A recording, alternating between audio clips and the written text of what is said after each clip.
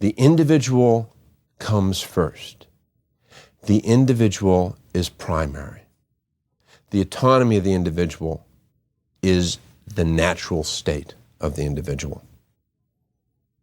This is where Henry David Thoreau plugs into our story. Thoreau is a liberal critic of a developing liberal society, and in some sense helps to demonstrate the limits of liberalism, at least insofar as community or social organization is concerned. But before we get to that, let's take a look at Thoreau himself. His background led him to the specific posture that I just described and that we'll develop in the remainder of this lecture. He was born after the War of 1812, educated at Harvard, and he was a teacher by profession. But he lasted as a teacher only a few months because the school in which he taught required teachers to use corporal punishment. And he refused to strike a child, a student. The community wanted him to. He said he couldn't. It violated his conscience, and so he left the teaching profession. And then essentially became a writer. Now, in the process of this, he gravitated to transcendentalism. And his guru, if you were, is Ralph Waldo Emerson. Transcendentalism is extraordinarily complex, multifaceted, and very difficult to summarize quickly. So I am going to summarize it quickly, realizing that this summary is thin at best. In general, it's a movement that arose in reaction against materialism and egalitarianism and rationalism. Some people put it in the context of the romantic reaction of the 19th century to the Enlightenment. It rejected to some degree urban lifestyles, holding them to be out of sync with nature, removing man from his element. This removal from nature created a sort of perverse human nature. It changed people. It made them rational and calculating, made them more dependent on other people, less reliant upon themselves, more social than individual, more constructed and artificial, and less natural and organic. Now, conjoined with democratization, this urbanization, along with democratization, majority rule, egalitarianism, was potentially deadly to individuals. Majority rule is coercive.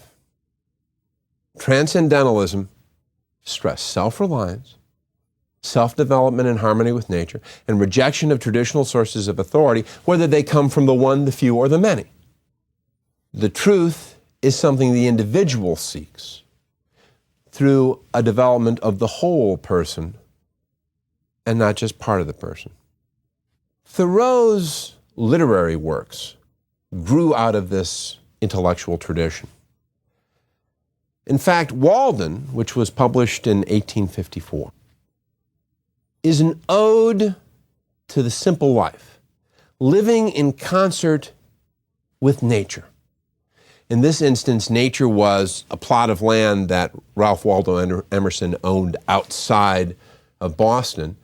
Thoreau built a cabin there, and he wore homespun clothing while he was there. But it was Emerson's property, and it wasn't particularly far outside of Boston. In fact, Thoreau used to walk to his mother's house for dinner on most Sundays. So he's not out in the middle of the wilderness, but he's not living in Boston either. Walden extols the virtues of nature and living the transcendent life in nature. His essay on civil disobedience is what we'll look at here.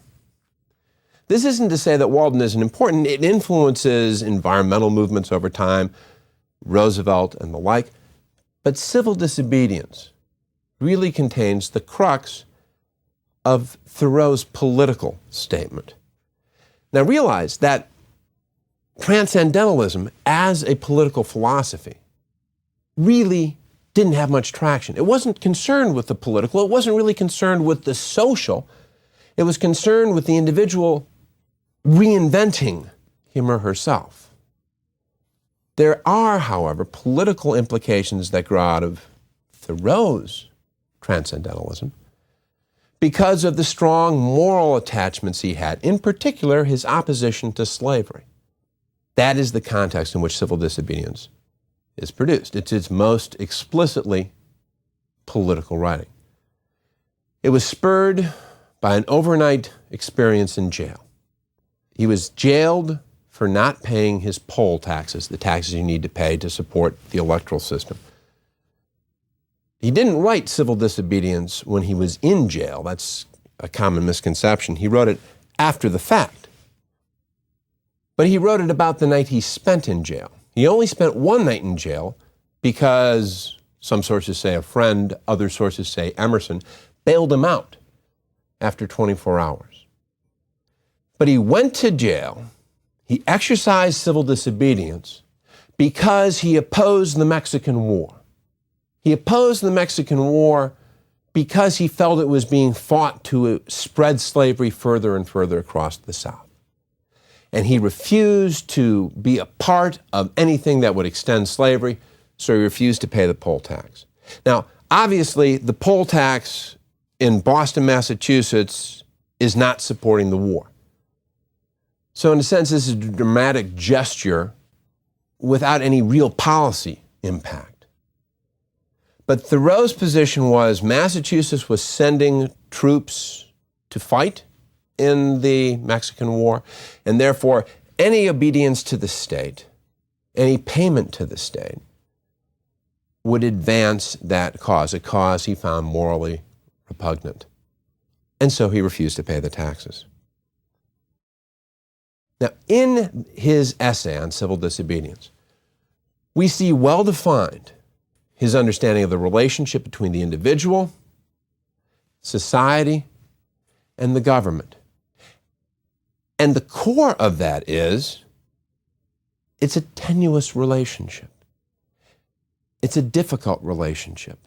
And it's one in which the individual has to hold the dominant position. The thrust of the essay, the thrust of civil disobedience, is that government cannot force an individual to pay taxes to support activities that individual finds immoral. Government cannot force you to do something you find immoral. If the government attempts it, your recourse, the individual's recourse, is to civil disobedience. Not escaping into space, not doing the creve coeur and just zipping west. Thoreau's escaping into himself by denying the authority of those pressures external to him.